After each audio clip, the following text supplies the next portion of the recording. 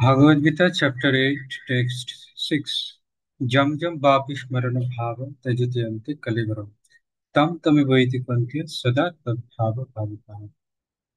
তো এই শ্লোকের যে মর্মার্থ যেটা কৃষ্ণ বলছেন, what ever state of being one remembers when he quits his body, যখন কেউ তার শরীর ত্যাগ করে তখন সে যেই ভাবনা চিন্তা করবে, O son of Kunti, that state he will attain without fail, তিনি নিশ্চিতভাবে সেই গতিপ্রাপ্ত হবে। তাই তো?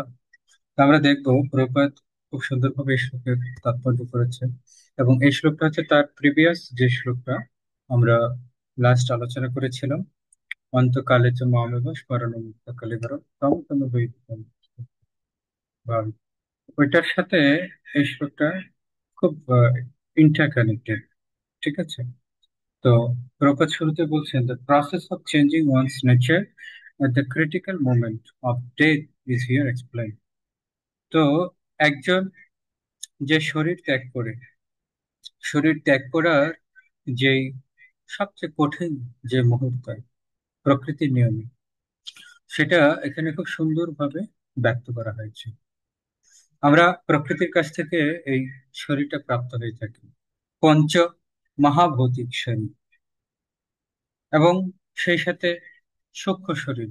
এই সূক্ষ্ম শরীরটা এই প্রকৃতিরই উপাদান, মন বুদ্ধি অহংকার। কেননা 24টা মহত্তত্ত্ব রয়েছে, যে 24টা মহত্তত্ত্বের মধ্যে যে 8টি যে প্রধান তত্ত্ব রয়েছে, পঞ্চ মহাভৌতিক উপাদান, ভূমি, তারপর হচ্ছে অগ্নি, জলবায়ু, আকাশ, আর তার সাথে মন বুদ্ধি অহংকার। ভগবদ গীতায় কৃষ্ণ বলছেন, ভূমিরাপ অনল বায়ু খং মন বুদ্ধির আছে অহংকারত ইতি মে ভিন্ন প্রকৃতির অষ্টধ। এই প্রকৃতি, জড়া প্রকৃতি, বিশেষ করে এই 8টা ভিন্ন উপাদান, যে ভিন্ন প্রকৃতি ভগবানের, সেই 8টা প্রধান উপাদান দিয়ে তৈরি। আমরা আমাদের জড় শরীর এবং হচ্ছে সূক্ষ্ম শরীর, এই দুটো শরীরকে আশ্রয় করে আমরা অবস্থান করছি এই জড় জগতে। প্রকৃতপক্ষে আমরা হচ্ছে চিন্ময় সত্তা, আর চিন্ময় সত্তার প্রথম আবরণ হচ্ছে সূক্ষ্ম শরীর, যেটা মন বুদ্ধি অহংকার দিয়ে তৈরি। আর তারপরে তার উপরে আরেকটি আবরণ হচ্ছে স্থূল শরীর, যেটা ভূমি, তারপর অগ্নি, জল, বায়ু এবং আকাশ দিয়ে তৈরি। তো এই শরীরটা প্রকৃতি থেকে আমরা প্রাপ্ত করছি। তাই যখন আত্মা এই জড়া প্রকৃতিকে ত্যাগ করে, কিংবা এই ভূলোক যখন সে ত্যাগ করে, তখন তাকে এই শরীরটা যেটা সে প্রকৃতি থেকে পেয়েছে সেটা তাকে ছেড়ে দিতে হবে।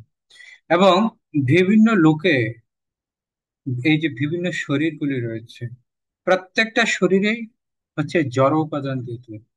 তবে বিভিন্ন লোকে তাদের যে শরীর রয়েছে, সেই শরীরগুলিতে উপাদানের তারতম্য হয়ে থাকে। যেমন এই ভূলোকের উপরে, যেখানে ভূলোক রয়েছে, তার উপরে রয়েছে স্বর্গলোক। এখন স্বর্গলোকে যে দেবদেবতারা রয়েছে, তাদের যে শরীর, সেটাও কিন্তু স্থূল শরীর, সেটাও স্থূল শরীর, মন বুদ্ধি অহংকার, তারপর হচ্ছে ভূমি, অগ্নি, জলবায়ু, আকাশ, এগুলি দিয়ে তৈরি। তবে আমাদের থেকে সেই শরীরটা হচ্ছে আরো অনেক উন্নত, অনেক উন্নত। যেরকম বস্তিতে একটা ছেলে জন্মগ্রহণ করেছে, আর হচ্ছে কোটিপতি ধনী পরিবারে একটা ছেলের জন্ম হচ্ছে, দুটো শরীরই সাধারণ শরীর, কিন্তু সাধারণ শরীর হলেও তাদের দুই শরীরের মধ্যে পার্থক্য রয়েছে। তারপরে এই জড়জগতে বিভিন্ন প্রজাতিতে এই পঞ্চ মহাভৌতিক উপাদানের তারতম্য রয়েছে। যেমন কোন শরীরে যদি বায়ু উপাদানটা বেশি থাকে, তখন সেই শরীরে যারা অবস্থান করে তাদেরকে আমরা খেচর বলি। বায়ু উপাদানটা বেশি থাকলে তখন সে উঠতে পারে। কোনো একটা শরীরে যদি পানি বা জল, এই উপাদানটা যদি বেশি থাকে, তখন তাকে আমরা জলচর বলছি। তার মানে এই নয় জলচর প্রাণীদের শরীরে শুধু জল এই উপাদানটা বেশি, এই উপাদানটা রয়েছে, অন্যগুলি নেই, না, বাকি উপাদানগুলি রয়েছে, জলের পরিমাণটা বেশি। এটা প্রকৃতি থেকে তৈরি করে। যাতে সে জলে খাপ খাওয়াতে পারে। আর যারা ভূমিতে বসবাস করে তাদের শরীরে ভূমি উপাদানটা বেশি থাকে। বাকি সব উপাদান থাকে কিন্তু ভূমি উপাদানটা বেশি থাকে। সেই জন্য আপনারা দেখবেন আয়ুর্বেদ শাস্ত্রে তিনটা জিনিসকে রুট হিসেবে ধরা হয়: কফ, তারপর হচ্ছে পিত্ত, আর হচ্ছে বায়ু। বুঝতে পেরেছেন? তো কফ সেটা তৈরি হয় ভূমি থেকে, পিত্ত সেটা তৈরি হয় রক্ত থেকে, আর বায়ু তো বায়ু। এবং আয়ুর্বেদ শাস্ত্রে বলা হয় এই তিনটা উপাদান যদি সামঞ্জস্য থাকে তাহলে ওই ব্যক্তি কখনো অসুস্থ হবে না। আমাদের অনেক সময় আমরা অসুস্থ হয়ে যাই, সর্দি কাশি এগুলি লেগে যায়। তো সেখানে বুঝতে হবে যে শরীরে যে পানি বা জল সেটার পরিমাণ কিছুটা বেড়ে গেছে। আবার অনেকের খুব বেশি কফ হয়, তখন বুঝতে হবে যে আমাদের শরীরে যে ভূমি সেই উপাদানটা কিছুটা বেড়ে গেছে, আধিক্য প্রাপ্ত হয়েছে। আবার অনেকের হচ্ছে রক্ত দূষিত হয়, সেটা হচ্ছে পিত্তের প্রবলেম। হুম। লিভারে যদি কোনো প্রবলেম থাকে তখন হচ্ছে যে রক্ত খুব দূষিত হয়ে যায় খুব দ্রুত। তো এই জন্য আয়ুর্বেদ শাস্ত্রতে এই তিনটা জিনিসকে সামঞ্জস্য করা হয়। তো যে কোনো প্রজাতিতে হোক, যে কোনো লোকে হোক, এই আটটা উপাদান দিয়ে কিন্তু তাদের শরীর তৈরি। বুঝতে পেরেছেন? তো এই শরীর যখন কেউ কোন এক আত্মা ত্যাগ করে তখন সেটা একটা ক্রিটিক্যাল একটা মোমেন্ট। কারণ এই শরীরকে আশ্রয় করে সে এতদিন এই জড়জগতে অবস্থান করেছে। আমরা কোন একটা বাসা ছেড়ে অন্য একটা বাসায় যেতে আমাদের কতটা ইয়ে হয়, তাই না? যে কত বছর এই বাড়িতে ছিল, এখন এই বাড়িটা ছেড়ে যেতে হবে। তাহলে একবার ভাবুন, একটা জড় শরীরে কত জীবন আমরা ছিলাম, হ্যাঁ, কত বছর। আর সেই শরীরটাকে ত্যাগ করতে হবে, তাই না? কত বড় একটা critical. A person who, at the end of his life, quits his body thinking of Krishna, attains the transcendental nature of the Supreme Lord. But it is not true that a person who thinks of something other than Krishna attains the same transcendental state. তো একজন ব্যক্তি যে মৃত্যুর সময় ভগবানের নাম সে স্মরণ করবে তাহলে সে নিশ্চিতভাবে ভগবান প্রাপ্ত হবে। কিন্তু এটা ঠিক না, প্রভুপাদ যেটা বললে, কৃষ্ণকে বাদ দিয়ে যদি অন্তিম সময় অন্য কিছু চিন্তা করে তাহলে সে কখনোই ভগবানকে প্রাপ্ত হবে না। এখানে আবার জড়বাদীরা কখনো কখনো প্রশ্ন করে পরমার্থবাদীদেরকে যে আচ্ছা, যারা কৃষ্ণ ভক্ত, কোনো কারণে তারা যদি কোনো কারণে তারা যদি ভগবানকে স্মরণ করতে ভুলে যায় মৃত্যুর সময়, তাহলে তার কি গতি হবে, তাই কি না? তো প্রভুপাদ জানতেন যে জড়বাদীরা এই প্রশ্নটা করবে। সেই জন্য প্রভুপাদ তার একটা এভিডেন্স এর পরে লাইনে দিয়েছে: this is a point we should note very carefully. How can one die in the proper state of mind? তো এটা আমাদের খুব সন্তর্পণে এটা আমাদেরকে অবশ্যই নোট করতে হবে যে কিভাবে একজন যথার্থ মানসিক স্থিতিতে সে মৃত্যুবরণ করতে পারে। তো প্রভুপাদ এখানে দৃষ্টান্ত দিয়ে জড়বাদীদের সেই প্রশ্নকে খণ্ডন করে। মহারাজ Bharat, although a great personality, thought of a deer at the end of his life, and so in the next life he was transferred into the body of a deer. মহারাজ ভারতের নাম আপনারা শুনেছেন, যার নাম অনুসারে এই পৃথিবীর নামকরণ করা হয় ভারতবর্ষ। তার আগে এই পৃথিবী নাম ছিল অজনব বর্ষ, এবং তারও পূর্বে নাম ছিল ইলাবৃত বর্ষ। পরবর্তীতে এই ভরত মহারাজের নাম অনুসারে হয় ভারতবর্ষ, যাকে বলা হয় ভূখণ্ড। তো এই ভরত মহারাজ, তিনি তার জীবনের অন্তিম সময় আপনারা জানেন তার রাজপ্রাসাদ, পুত্র পরিবার সবকিছুকে ত্যাগ করে তিনি বনে গমন করেন ভগবানের তপস্যায় মগ্ন হওয়ার জন্য, যেন ভগবানকে স্মরণ করে তিনি জড়শরীর ত্যাগ করতে পারেন। তো ভরত মহারাজ ভগবানের শুদ্ধ ভক্ত ছিলেন। তিনি তার পুরো গোটা জীবনে ভগবত ভক্তি অনুশীলন করেছেন। কিন্তু দুর্ভাগ্যবশত কি হলো, যেহেতু একটা হরিণ শিশুর প্রতি তার উপর আসক্ত হয়েছে। এবং সেটা কিভাবে হয়েছে? তিনি যখন বনে যখন গমন করেন তখন দেখছেন একটা বাঘ একটা হরিণকে তাড়া করেছে। আর সেই হরিণটা ছিল গর্ভবতী। আর সেই হরিণটা যখন একটা লেকের উপর দিয়ে যখন ঝাঁপ দিচ্ছিল, ঠিক সেই সময় তার প্রসব হয়ে যায়। আর বাচ্চা শিশুটাকে সে এই লেকের পাড়ে রেখেই সে ভয়ে দৌড়াতে থাকে। তো ভরত মহারাজের এটা দৃষ্টিগোচর হয়। তিনি তখন তার এই হরিণ শিশুটার প্রতি তার দয়া হয়। তখন তিনি তাকে আশ্রয় দেন, তাকে লালন পালন করতে থাকেন।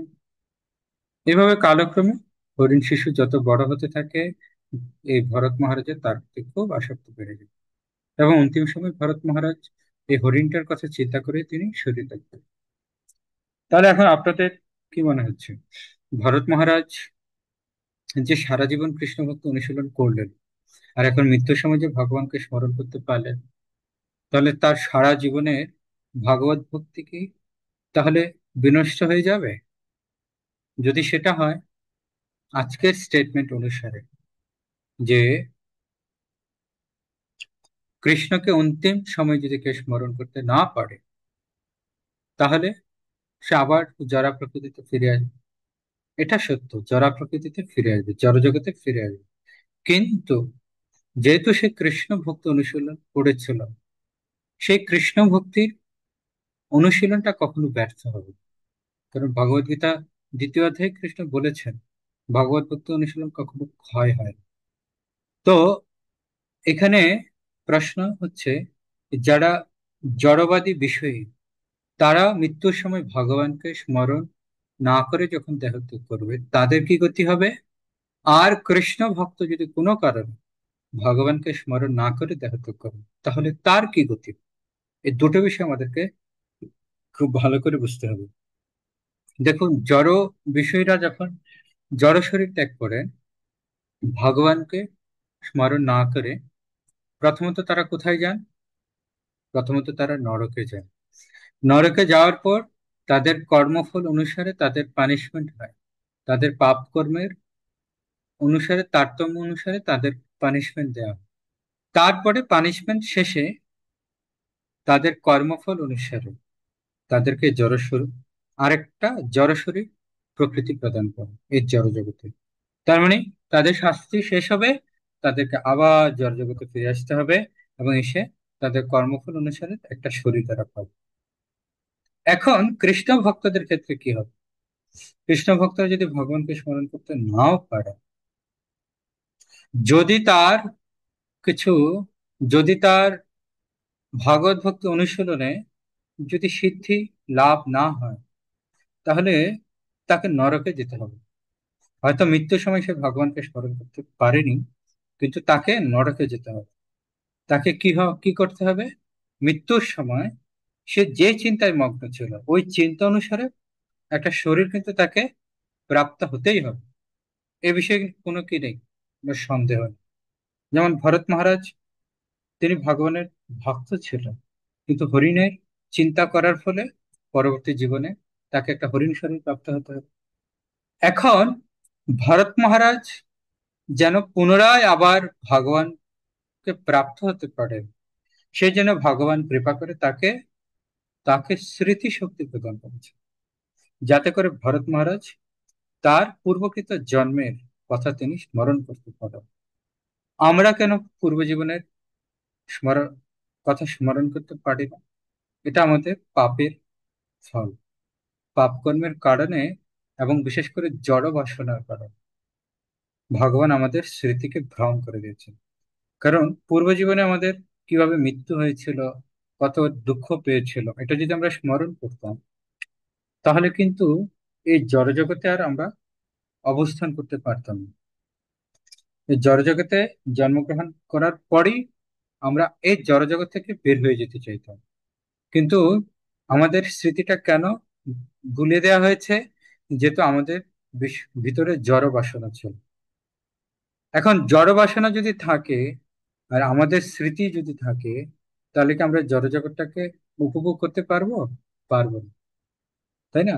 যেমন একটা বাচ্চা ছেলে আগুনে হাত দিলে হাত পুড়ে যায়, এই এক্সপিরিয়েন্স যদি তার থাকে তাহলে কি সে আর আগুনে হাত দেবে? দেবে না। তাহলে আগুনে যদি তাকে হাত দিতে হয়, তাহলে আগুনে হাত দিলে যে হাত পুড়ে যায় এটা তাকে ভোলাতে হবে, তাহলে সে আবার আগুনে হাত দেবে। ঠিক সেরকম জড়জগতে উপভোগ করলে যে কষ্ট পেতে হয় সেটা আমাদেরকে ভুলিয়ে দেওয়া হয়।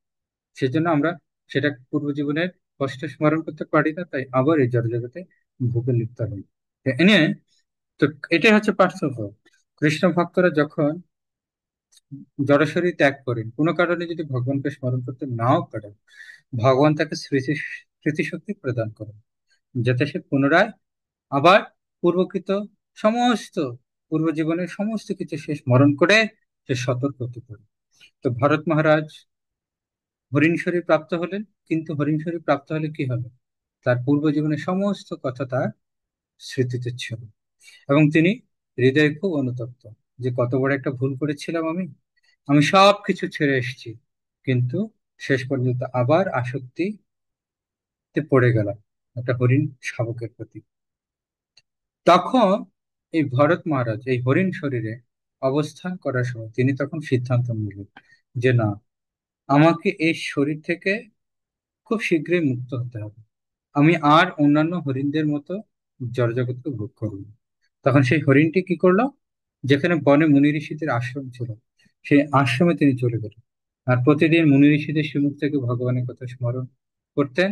এভাবে একসময় সে হরিণ শরীরটিকে ত্যাগ করার পর তিনি পুনরায় আবার মনুষ্য শরীর প্রাপ্ত হলেন। এবার তার নাম হলো জড়ভরত। এই জড়ভরত নাম হওয়ার পর তিনি তখন নিজেকে একটা বোকা, একটা বোকার মতো তিনি অভিনয় করতেন, যে কোনো কিছু জানেন না, কোনো কিছু বুঝেন না, এরকম ভাবে অভিনয় করতেন। কারণ ভরত মহারাজ বুঝে গেছেন এই জড়জগতে নিজের অহংকার, তারপর নিজের আধিপত্য, এগুলি বিস্তার করে কোনো লাভ নেই। তো জড়ভরত চিন্তা করলেন, আমি যদি এখন আবার পুনরায় জড়জগতের কার্যে লিপ্ত হয়ে যাই, অর্থাৎ আমি যদি পুনরায় বিদ্যা অর্জন করে আমার নিজের খ্যাতি যদি লাভ করি, তাহলে সকলে আমার প্রশংসা করবে, আবার আমার মধ্যে অহংকার জাগ্রত হবে, আমি এক কথায় আবার জড়জগতের বন্ধনে যুক্ত হয়ে যাব। তো সেই জন্য ছোটবেলা থেকে তিনি এমন ভাবে আচরণ করতেন, অদ্ভুত আচরণ। তার বাবা, তার মা যদি তাকে ডান হাতে খেতে বলতো তিনি বাম হাতে খেতেন। বুঝতে পেরেছেন? তারপরে মানুষ সাধারণত কি করে? বা হাতে শৌচকার্য করে, আর তিনি ডান হাতে করতেন। মানে সব বিপরীত। মানে লোকেরা যেটা বলতো ঠিক তার বিপরীতটা করতো। কেন? যাতে করে সবাই বুঝতে পারে এ হচ্ছে একটা বোকা ছেলে। হ্যাঁ, এভাবে জড়ভরতকে সবাই অবহেলা করতে লাগে। আর জড়ভরত সেটাই চেয়েছিল, আমাকে যেন সকলে অবহেলা করে। তো পরবর্তীতে বর্ণনা আছে কিভাবে মহারাজ রঘুগণের সাথে তার সাক্ষাৎ হয়। পরবর্তীতে মহারাজ রঘুগণকে পালকিতে করে টানতে গিয়ে, হ্যাঁ, যখন মহারাজ রঘুগণ খুব রেগে যান জড়ভরতের উপর, কারণ যখন পালকিতে করে মহারাজ রঘুগণকে টানছিল, তো রাস্তা দিয়ে যখন যাচ্ছে দেখছে অনেক পিপীলিকা। তো এই পিপীলিকার উপর তার পা যেন পড়ে না যায়, তিনি অন্য জায়গায় পাটাকে নিয়ে যেতেন। এইভাবে এই দুই পা খুব নাড়াচাড়া যখন করতেন, তার ফলে অন্যান্য প্রহরীদের সাথে তাল মিলিয়ে তিনি পালকি বইতে পারতেন। আর তার ফলে মহারাজ রঘুগণ খুব বিরক্ত হয়ে তাকে অনেক ভৎসনা করতে শুরু করলেন। তখন এক পর্যায়ে গিয়ে জড়ভরত মুখ খোলা শুরু করল যে কে আমি, কেন আমায়, যারে তাপত্রয়, যে তুমি কে, তোমাকে কে রাজা বানিয়েছে, তুমি যে নিজেকে রাজা বলছো, কে তোমাকে রাজা বানিয়েছে? তুমি আজকে রাজা, কালকে তুমি ভিখারি হবে তোমার কর্ম অনুসারে। এভাবে অনেক দিব্য জ্ঞান উপদেশ প্রদান করেছিলেন মহারাজ রঘুগণকে। পরে এক সময় মহারাজ রঘুগণ বুঝতে পেরেছিল এই সাধারণ কেউ না, তিনি হচ্ছেন মহাত্মা। তখন তার পায়ে তিনি পড়েছিলেন, এবং এই জড়ভরতের কাছ থেকেই মহারাজ রঘুগণ পরবর্তীতে দিব্যজ্ঞান প্রাপ্ত হন। এভাবে শিল প্রভুপাদ এই জড়বাদীদের প্রশ্নের উত্তর দিয়েছেন যে কৃষ্ণ ভক্ত যদি কোনো কারণে ভগবানকে ভুলেও যায়, তথাপি ভগবান তাকে সুযোগ প্রদান করে। কিন্তু জড় বিষয়দেরকে সে সুযোগ দেন। এবং পুরাণে আরো একটা জায়গায় বর্ণনা আছে। এটা তো গেল কৃষ্ণ ভক্তরা কোনো কারণে কৃষ্ণকে স্মরণ না করে যদি অন্য কিছুকে স্মরণ করে শরীর ত্যাগ করে, তখন তার কি গতি হবে। কিন্তু পুরাণে আরেকটা বর্ণনা আছে, কোনো কারণে কোনো কৃষ্ণ ভক্ত যদি সেন্সলেস অবস্থায় যদি শরীর ত্যাগ করে, তাহলে তখন কি হবে। একটা তো হচ্ছে আহ ভুলবশত কৃষ্ণকে চিন্তা না করে অন্য চিন্তা করে ফেলেছে। কিন্তু যদি এরকম হয়, যেমন কোনো কৃষ্ণ ভক্ত হয়তো আইসিইউতে শরীর রেখেছে, এখন আইসিইউতে তো সকলে অজ্ঞান অবস্থায় থাকে, তাহলে তখন কি হবে, তাই কি না? সেটারও উত্তর রয়েছে শাস্ত্রে। তো পুরাণে এক জায়গায় ভগবান বলছেন যে আমার প্রতি অহৈতুকী ভক্তি পরায়ণ, আমার প্রতি অহৈতুকী ভক্তি পরায়ণ কোনো শুদ্ধ ভক্ত মৃত্যুর সময় যদি আমাকে স্মরণ না করে যদি শরীর ত্যাগ করে কোনো কারণে, তাহলে আমি স্বয়ং তাকে আমার স্বীয় ধামে নেওয়ার জন্য উপস্থিত হব। সে আমাকে স্মরণ না করলেও, কিন্তু আমি তো জানি সে তার গোটা জীবন আমাকে সেবা করেছে, সেজন্য ভগবান স্বয়ং চলে আসেন তাকে তার ধামে নিয়ে যাওয়ার জন্য। এবং আরেকটা জায়গায় বর্ণনা রয়েছে ভগবান নিজে তার মানস পথে উদিত হন, যেন সে ভগবানকে স্মরণ করতে পারে। হুম। তো কখনো কখনো ভগবান নিজেই তার মানস পথে উদিত হয়ে তাকে স্মরণ করতে সাহায্য করে। যে ভক্তটা হয়তো অজ্ঞান হয়ে আছে, কিন্তু ভগবান তাকে সহায়তা করবেন যেন সে ভক্ত ভগবানকে স্মরণ করতে পারে। কারণ তার তো আর কোনো জড় বাসনা নেই, তিনি কমপ্লিটলি ভগবানের প্রতি সারেন্ডার। তার অনেক দৃষ্টান্ত আছে। অনেক বছর আগে গুরু মহারাজ আর্ট অফ ডাইং, হ্যাঁ, মৃত্যু বরণ করার কৌশল, তার উপর সেমিনার দিচ্ছিলেন। শেষের দিনের সেমিনারে গুরু মহারাজ আমাদের ইসকনের বিভিন্ন ভক্তদের তিনি বাস্তব দৃষ্টান্ত উপস্থাপন করছিলেন যে ভক্তদের কিভাবে মৃত্যু হয়। সাউথ আফ্রিকাতে এরকম একজন একটা ভক্ত ছিল, একটা মাতাজি ভক্ত। তো সে অনার্সে পড়াশোনা করতো। তো তার আগে থেকেই হচ্ছে স্টোমাকে প্রবলেম ছিল, অর্থাৎ স্টোমাকে ব্লিডিং হতো। একদিন কি হয়েছে, তার অনার্স পড়াশোনা কমপ্লিট হলো, গ্রাজুয়েশন কমপ্লিট হলো, তার রেজাল্ট পাবলিশড হয়েছে এবং সে পুরো ক্লাসে সে ফার্স্ট হয়েছে। সেদিন রেজাল্ট নিয়ে বাসায় ফিরেছে, তো খুব আনন্দ পাচ্ছে, সবাইকে সে রেজাল্ট জানিয়েছে। হঠাৎ করে বাসায় ঢোকার পরপরই তার পেটে প্রচন্ড পীড়া শুরু হয়, স্টোমাক থেকে হঠাৎ করে তার রক্তক্ষরণ শুরু হয়ে যায়। এবং তখন হঠাৎ করে সে সেন্সলেস হয়ে যায়। তার ফ্যামিলি মেম্বাররা তাকে হসপিটালে নিয়ে যায়। হসপিটালে 3 দিন সে আইসিইউতে ছিল। তো সেই ফ্যামিলি মেম্বাররা, ওরা গুরু মহারাজের খুব ফ্যান ডিভোটি ছিল, গুরু মহারাজকে খুব ভালোবাসতেন। গুরু মহারাজ যখন আফ্রিকাতে যেতেন, সাউথ আফ্রিকাতে, ওনাদের বাসায় যেতেন। তো সেই মাতাজিটাও গুরু মহারাজের খুব অনুরক্ত ছিল। তো গুরু মহারাজ কি করলেন, তখন আইসিইউতে তাকে দেখতে গেল। এখন আইসিইউতে কিভাবে থাকে পেশেন্টরা আপনারা তো জানেন, একদম সেন্সলেস অবস্থায় থাকে, তাই কি না? আর যেই মাত্র গুরু মহারাজ গেলেন, হঠাৎ করে মাতাজিটা বেড থেকে উঠে পড়েছে। মাতাজিটা বেড থেকে উঠে গুরু মহারাজকে দণ্ডবত প্রণাম জানালেন, যে গুরু মহারাজ আপনি এসেছেন। গুরু মহারাজকে দণ্ডবত প্রণাম জানিয়ে আবার শুয়ে পড়লেন। শুয়ে পড়ে বাস শরীর ত্যাগ করলেন। তাহলে চিন্তা করুন, এটা কি খুব সাধারণ ঘটনা যে সেই মাতাজি সেন্সলেস অবস্থায় আইসিইউতে ছিলেন, আর গুরু মহারাজ গেল। যে মুহূর্তে গুরু মহারাজ গেলেন, গুরু মহারাজকে এক ঝলক দর্শন করে প্রণাম জানিয়ে বাস শরীর ত্যাগ করলেন। তাহলে এটা কিভাবে সম্ভব হলো? কৃষ্ণ সেই মাতাজি হৃদয় পরমাত্মা রূপে ছিলেন, যেহেতু সে খুব ভালো করে ভক্তি করত, কৃষ্ণ সেটা জানতেন।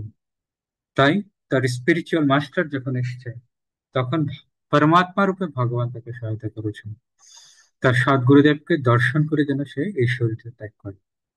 এরকম আর অনেক দৃষ্টান্ত আছে যে মৃত্যুর সময় কিভাবে ভক্তরা সহায়তা করে এবং সে সাথে ভগবানও সহায়তা করে। সেই ভক্তকে ভগবানকে স্মরণ করার জন্য। আমাদের ইসকনে এরকম অনেক ভুরি ভুরি দৃষ্টান্ত আপনারা পেয়ে যাবেন। তো এভাবে ম- মহারাজ ভরতের দৃষ্টান্ত প্রভুপাদ টানলেন কেন? কারণ উদ্দেশ্যটা এটাই ছিল, জড়বাদীরা প্রশ্ন করতে পারে ভক্তরা যদি কখনো ভগবানকে স্মরণ করতে ভুলে যায় তাহলে কি হবে, সেটাই প্রভুপাদ এই ভরত মহারাজের মাধ্যমে দৃষ্টান্ত করলেন। Of course, one's thoughts during the course of one's life accumulate to influence one's thoughts at the moment of death. তো অবশ্য গোটা জীবন ধরে আমরা যে চিন্তা ভাবনা করি সেটাই আমাদের মৃত্যুর সময় আমাদের চিত্তে উদিত হয়, তাই কি না? সারা জীবন আমরা যে বিষয়ে খুব বেশি চিন্তা করব, মৃত্যুর সময় ঠিক সেটাই আমাদের মাথায় আসবে। তার উজ্জ্বল দৃষ্টান্ত কি? যেমন অজামিল, সে তার ছোট শিশু নারায়ণকে নিয়ে খুব ব্যস্ত থাকতো। নারায়ণকে নিয়ে খেলাধুলা করতো। নারায়ণ কোথায় ছুটে গেল, কোথাও হারিয়ে গেল কিনা, কোথাও পড়ে গেল কিনা, অল টাইম সেই বাচ্চা নারায়ণকে নিয়ে চিন্তা করতো। আর মৃত্যুর সময় নারায়ণের কথাই স্মরণ হয়। ভগবান নারায়ণ নয়, তার পুত্র নারায়ণ। সেজন্য প্রভুপাদ এই কথাটা বলছেন, সারা জীবদ্দশায় আমরা যেটা চিন্তা করব, মৃত্যুর সময় ঠিক ওটাই আমাদের মাথায় আসবে। সেজন্য আমাদের আগের শ্লোকে অনেক বিষয়ী ব্যক্তিরা বলতে পারে যে মৃত্যুর সময় ভগবানকে স্মরণ করলেই তো হবে, এখন থেকে কেন প্র্যাকটিস করতে হবে? তো তার উত্তরটাই হচ্ছে এটা, যে সারা জীবন আমরা যে বিষয়ে চিন্তা করব, মৃত্যুর সময় ঠিক ওটাই আমাদের স্মৃতিতে উদয় হবে। আবার আপনি যদি সারা বিষয় জড় বিষয় নিয়ে ব্যস্ত থাকেন, তাহলে মৃত্যুর সময় সেটাই আসবে। কৃষ্ণকে কখনোই আমরা স্মরণ করতে পারি না। If in one's present life one lives in the mode of goodness and always thinks of Krishna, it is possible for one to remember Krishna at the end of one's life. তো যদি এই জীবনে কেউ সত্যগুণে অধিষ্ঠিত হয়ে সর্বদা ভগবানকে চিন্তা করে, তাহলে মৃত্যুর সময় অন্তিমে সে অবশ্যই ভগবানকে স্মরণ করবে। That will help one to be transferred to the transcendental nature of Krishna. আর এই কৃষ্ণ স্মরণ তাকে ভগবানের ধামে যেতে সহায়তা করবে। If one is transcendental absorbed in Krishna's service, then his next body will be transcendental, not material. এটা একটা খুব গুরুত্বপূর্ণ। যদি কেউ কৃষ্ণ সেবায় নিমগ্ন হয়, তখন কি হবে? তার নেক্সট শরীর, পরবর্তী যে শরীরটা, সেটা অবশ্যই দিব্য শরীর হবে। সেটা কখনোই জড় শরীর থাকবে না, দিব্য শরীর হবে। তো এ বিষয়ে অনেকের আবার একটু সন্দেহ আছে যে দিব্য শরীরটা আসলে কিভাবে লাভ হবে। যে এই জড় জগৎ থেকে আত্মা চিৎ জগতে চলে যাবে, তারপরে চিৎ জগতে যাওয়ার পর সেখানে একটা আলাদা শরীর দেওয়া হবে, এরকম কিছু অনেকের মনে এই সন্দেহটা থাকে। তো গুরু মহারাজ অনেক বছর আগে এটার একটা খুব সুন্দর উত্তর দিয়েছেন, যে আমাদের চিন্ময় শরীর লাভ হবে মানে কি? এমন নয় যে নতুন করে একটা ট্রান্সেন্ডেন্টাল বডি আমাদেরকে দিয়ে দেওয়া হবে।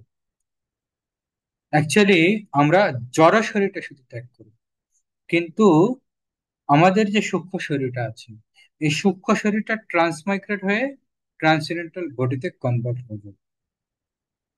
আপনারা শুঁয়োপোকার নাম শুনেছেন? এই শুঁয়োপোকা কিভাবে প্রজাপতি হয়? কিছুদিন আগে ফেসবুকে আমি একটা ভিডিও দেখেছি, অনেক চমৎকার ছিল, যে শুঁয়োপোকাটা কিভাবে ধীরে ধীরে সে তার শেপ চেঞ্জ করে শুঁয়োপোকা থেকে প্রজাপতি হয়ে গেছে। তো আমাদের সূক্ষ্ম শরীরের উপাদান কি? মন, বুদ্ধি, অহংকার। তো মনটা দিয়ে গুরু মহারাজ বলছিলেন, যখন কৃষ্ণ চিন্তা করা হয়, কৃষ্ণ সেবা কথা চিন্তা করা হয়, ধীরে ধীরে মনটা জড় থেকে চিন্ময়ে তো প্রাপ্ত হয়। মনটা জড়, কিন্তু এটাকে যখন কৃষ্ণ সেবায় যুক্ত করা হয়, এই জড় মনটা চিন্ময় হয়ে যায়। বুদ্ধিটা জড়, বুদ্ধি দিয়ে যখন কৃষ্ণ সেবার কথা চিন্তা করা হয়, বুদ্ধিটাও কি হয়ে যায়? ট্রান্সমাইগ্রেট হয়ে ট্রান্সেন্ডেন্টাল। আর অহংকার, যখন কমপ্লিটলি নিজেকে আমরা ভগবানের কাছে সারেন্ডার করি, তখন আমি আর নিজেকে আমার মনে না করে আমি কৃষ্ণের মনে করি।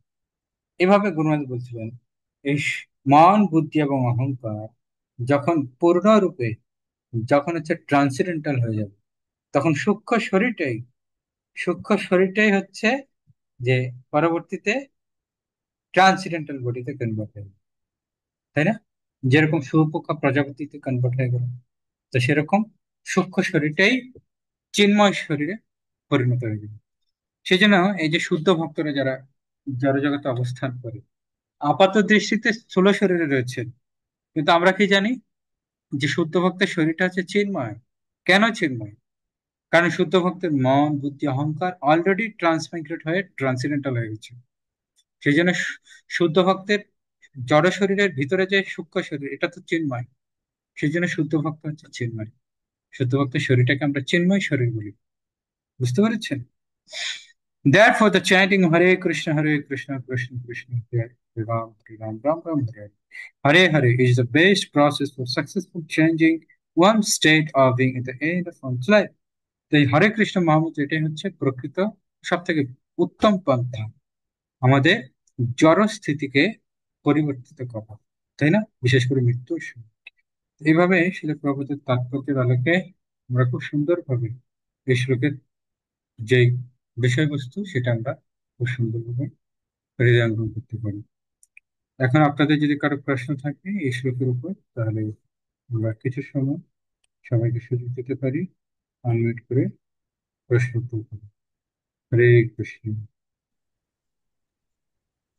হরে কৃষ্ণ প্রভু। নন্দী। অন্তিম কালে যে যারা মানে থাকবেন না, জ্ঞান থাকবে না, বা ইয়ে যেন মায়া চলে যাবে অথবা সেন্সলেস হয়ে থাকবে, তাদের কিভাবে করবে জিনিসটা আমি ঠিক বুঝতে পারি না। এটা দুই রকম। যদি কেউ ভক্ত না হয়, তাহলে সে যদি জ্ঞানহীন অবস্থায় মৃত্যুবরণ করে, তাহলে তার পুরো জীবদ্দশায় তার কর্মফল অনুসারে তার গতিপ্রাপ্ত হবে। আর যে অলরেডি ভক্ত, কিন্তু মৃত্যুর সময় জ্ঞান ছিল না, কিন্তু শরীর ত্যাগ করে ফেলেছে, তাহলে তার ক্ষেত্রে যেটা হবে, তাকে নরকে যেতে হবে না। সে সোজা তার কর্মফল অনুসারে, কারণ যেহেতু সে এখনো সিদ্ধি লাভ করেনি, যেহেতু সে এখনো সিদ্ধি লাভ করেনি, সেই জন্য তাকে আরেকটা সুযোগ দেওয়া হবে। কৃষ্ণ তাকে আরেকটা সুযোগ দেবেন এই জড়জগতে, যাতে সে পুনরায় আরেকটা জড় শরীর প্রাপ্ত হয়ে ভগবানকে স্মরণ করতে পারে। বুঝতে পেরেছেন? তো এই স্থিতিটা হচ্ছে ভক্তদের ক্ষেত্রে, যে ভক্তরা যদি সেন্সলেস অবস্থায় মৃত্যুবরণ করে, তবে যদি সে তার সিদ্ধির লাভের স্তরে যদি উপনীত হয়, অর্থাৎ ব্রহ্মভূত যে স্তর আছে সেই স্তরে যদি উপনীত হয়, সেন্সলেস অবস্থায় মৃত্যুবরণ করে, দেহত্যাগ করে, তাহলে তো ভাগবত, যেটা কৃষ্ণ নিজেই বলছেন যে আমি, সে যদি তাকে স্মরণ করতে নাও পারে, কৃষ্ণ তাকে নিয়ে যাবে, কৃষ্ণ সহায়তা করবে। কিন্তু কোনো ভক্ত ব্রহ্মভূত স্তরে উপনীত হতে পারেনি, সে ভগবত ভক্তিতে এখনো সিদ্ধি লাভ করতে পারে, তার আগেই সে শরীর ছেড়ে দিয়েছে, তাও সেন্সলেস অবস্থায়। তাহলে তার কি? তাহলে তার গতিটা এটাই হবে যে পরবর্তী জীবনে কৃষ্ণ তাকে পুনরায় আরেকটা সুযোগ দেবেন কৃষ্ণ ভক্তি অনুশীলনে, যেটা আমরা এর আগে অনেকবার আলোচনা করেছি, যে কৃষ্ণ ভক্তি অনুশীলনের ফল কখনো ব্যর্থ হয়, সেই শ্লোকে আমরা আলোচনা করেছি, তাই না? তো এটা হচ্ছে কৃষ্ণ ভক্তদের ক্ষেত্রে স্থিতি হবে। আর যারা জড়বাদী বিষয়, তারা সোজা নরকে যাবে, নরকে গিয়ে তাদের সমস্ত জীবনের পাপের শাস্তি পাবে, তারপরে কর্মফল অনুসারে জড় জগতে আরেকটা শরীর। বুঝা গেল সন্দীপ প্রভু? প্রভু ক্লিয়ার? হরে কৃষ্ণ। হরে কৃষ্ণ প্রভু, ক্লিয়ার, ধন্যবাদ প্রভু। ধন্যবাদ। আর মানে কারো প্রশ্ন? হরে কৃষ্ণ বউ, আমার একটা প্রশ্ন ছিল। আগে। যেহেতু আমরা ভক্তি জীবনে আসছি, আমার বাবা মা ভাই বোন কেউ আসেনি, এখন মৃত্যু তো এক সময় হবেই সবারই। দেখা গেছে, সাপোজ আমি দেখালাম, যেরকম যেমন আমার বাবা বয়স প্রায় 85-র মতো হয়ে গেছে, বয়স হয়ে গেছে, বৃদ্ধ হয়ে আসছে, এক সময় না এক সময় মৃত্যু হবে। তবে আমার সন্তান হিসেবে যদি তার কোনো মানে শেষ বয়সে মানে মৃত্যুর সময়, তখন আমার কি করণীয় তার সন্তান হিসেবে? হ্যাঁ, এটা একটা সুযোগ রয়েছে। কোনো পরিবারে যদি কেউ কৃষ্ণ ভক্ত থাকে, সেই কৃষ্ণ ভক্তের কৃপাতে তার পরিবারের কেউ, সে যদি কৃষ্ণ ভক্ত নাও হয়, সেও উদ্ধার পেতে পারে। তারও একটা দৃষ্টান্ত রয়েছে, তারও অনেক দৃষ্টান্ত আছে। আমি একটা দৃষ্টান্ত শুনেছি, এটা একটা বাস্তব দৃষ্টান্ত, যে একটা আহ, মাতাজি, তার একটা নাতি ছিল। তো নাতিটা স্কুলে জয়েন করেছে, তো সে কৃষ্ণ ভক্ত হয়ে গেছে। তো সে মাতাজি যখন শরীর ত্যাগ করবে, মাতাজিটা কৃষ্ণ ভক্ত ছিল না, কিন্তু যেহেতু নাতনি নাতনিটা কৃষ্ণ ভক্ত ছিল, সে নাতনি কি করেছে, যেই শুনেছে যে দিদিমা শরীর ত্যাগ করবে, মৃত্যু শয্যায় শায়িত, সে আর দেরি না করে ভগবত গীতা নিয়ে সোজা চলে গেছে। তো ভগবত গীতা নিয়ে সোজা চলে গেছে, আর তার দিদিমার পাশে বসে সে দিদিমাকে পুরো ভগবত গীতা পড়ে শুনিয়েছে। অনেকে এসে অনেক কান্নাকাটি করছে, অনেক কিছু বলতে চাচ্ছে, যাওয়ার আগে শেষবারের মতো দেখা করতে এসছে। সে সবাইকে সাইলেন্ট করেছে যে আপনারা কেউ কৃপা করে আমার দিদিমাকে বিরক্ত করবেন না। ওনার এখন অন্তিম যাত্রায়, আমি ওনাকে ভগবত গীতা শ্রবণ করাবো, আপনারা কেউ কৃপা করে বিরক্ত করবেন না। তো সে ভগবত গীতা শ্রবণ করিয়েছে, আর ভগবত গীতা শ্রবণ করতে করতে সে দিদিমার সম্মুখে, দিদিমা তখন সে নিজেই বলছে তার নাতনিকে যে তোমার কাছ থেকে ভগবত গীতা শ্রবণ করে আমি আমার চোখের সম্মুখে ভগবানকে দর্শন করতে পারছি। আর এই কথা বলে সে শরীর ত্যাগ করে। তাহলে দেখুন, সারা জীবন সে কৃষ্ণ ভক্তি করে, কিন্তু সে নাতনির কারণে আজকে মৃত্যুর দ্বার প্রান্তে এসেও শুধু ভগবত গীতা শ্রবণ করেই বাস সে মুক্তি পেয়ে গেল। বুঝতে পারলেন? এটাই হচ্ছে কোনো পরিবারে কেউ যদি কৃষ্ণ ভক্ত থাকে, এটা হচ্ছে তার একটা বিশেষ অ্যাডভান্টেজ, যেটা শাস্ত্রে আমাদের বহুবার বলা হচ্ছে, যে একজন কৃষ্ণ ভক্ত জীবদ্দশায় অন্য কাউকে মুক্তি দিতে পারে, আর পূর্বপুরুষ যারা গত হয়ে গেছে অলরেডি, তাদেরকেও সে মুক্তি। এটা হচ্ছে কৃষ্ণ ভক্তের একটা বিশেষ শক্তি, তাই না? তা আপনি সেভাবে করতে পারেন। আর এখন যেহেতু জীবিত আছে, এখন থেকেই শুরু করুন, এখন থেকে ওনাকে হরিনাম জপ করতে বলুন। হুম। আর তারপরে যখন মৃত্যু আসবে, তখন যদি সুযোগ হয়, তখন গিয়ে তাকে ভগবত গীতা শোনাবেন। এমনও হয়েছে যে অনেকে অনেকে তো বিশেষ করে বৃদ্ধাবস্থায় বৃন্দাবন চলে যায়। যেহেতু শাস্ত্রে বলা হচ্ছে বৃন্দাবন নবদ্বীপে যদি কেউ শরীর ত্যাগ করে, তাহলে সে সোজা গোলকধাম যাবে, প্রভুপাদ ডিরেক্টলি বলেছেন। তো এরকম হয়েছে, একজন বৃদ্ধাবস্থায় সে বৃন্দাবন চলে গেছে, এবং তার টার্গেট হচ্ছে বৃন্দাবনে সে শরীর ত্যাগ করবে। কিন্তু কি হয়েছে, একটা বিশেষ কারণে, একটা বিশেষ কারণে তাকে দেশে আসতে হয়েছে, আর দেশে এসে তারপরে তার মৃত্যু হয়ে গেল। বুঝতে পেরেছেন? তো কখনো যদি স্বীকৃতি নাও থাকে, সৌভাগ্য যদি না থাকে, তাহলে আবার সেটা হবে না। তার জন্য বিশেষ স্বীকৃতিরও প্রয়োজন। হয়তো আপনি আপনার বাবাকে ভগবত গীতা শোনাতে যাবেন, তার আগেই যদি উনি শরীর ছেড়ে, তাহলে কি? তো সেটা, সেই ভগবত গীতা শ্রবণের স্বীকৃতিও থাকতে হবে। তো সেই জন্য এখন যেহেতু জীবদ্দশায় আছে, এখন থেকে স্বীকৃতি প্রদান করুন। মৃত্যুর জন্য কেন বসে থাকবে, মৃত্যুর জন্য কেন অপেক্ষা করুন? এখন থেকে স্বীকৃতি প্রদান করুন। এখন থেকে হরিনাম জপ করতে বলুন, এখন থেকে একাদশী ব্রত করতে বলুন, এখন থেকে ভগবত গীতা করতে বলুন। তাহলে যতটুকু এগিয়ে গেল, আর তারপরে ভক্তরা তো সহযোগিতা করি, তাই না? এই তো বিষয়। ধন্যবাদ মাতাজি। আর কার কোনো প্রশ্ন? আরোরাবাসী ভক্তদের প্রশ্ন আছে? হরে কৃষ্ণ প্রভু। প্রশ্ন না, হাই প্রভু। আচ্ছা, তাহলে আমাদের পরবর্তী ক্লাসে আমাদের যে শ্লোকটা থাকবে সেটা হচ্ছে, উম, আজকের শ্লোকটা হচ্ছে 6 নম্বর শ্লোক।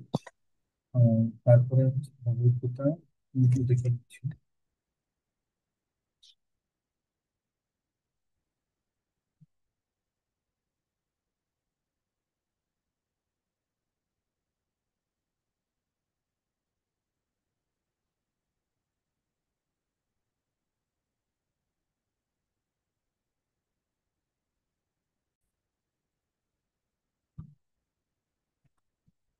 তো আমরা নেক্সট ক্লাসে 28 নম্বর শ্লোকটা নলেজ করব। আপনারা একবার আমার সঙ্গে রিসাইট করুন ভালো করে। বেদেষু যজ্ঞেষু তপস্সু চৈব দানেষু যৎ পুণ্যফলম প্রদিষ্টম তত্তেতি তৎসর্বম ইদং বিদিত্বা যোগী পরম স্থানমুপৈতি চাত্তম। वेदेषु यज्ञेषु तपस्सु चैव तपस्यैव दानेषु यत्पुण्यफलं प्रदिष्टम् দানেষু দানেষু যৎ পুণ্য ফলম প্রদিষ্ট अत्तेति तत्सर्वमिदं विदित्य অত্যেতি তৎসর্বমিদং বিদিত্বা योगी पारं स्थानमुपैति चाद्धम्। যোগী পরম স্থানমুপৈতি চাদ্যম। হরে কৃষ্ণ। ধন্যবাদ সবাইকে। তাহলে এই শ্লোকের উপর আমরা পরবর্তীতে আলোচনা করি।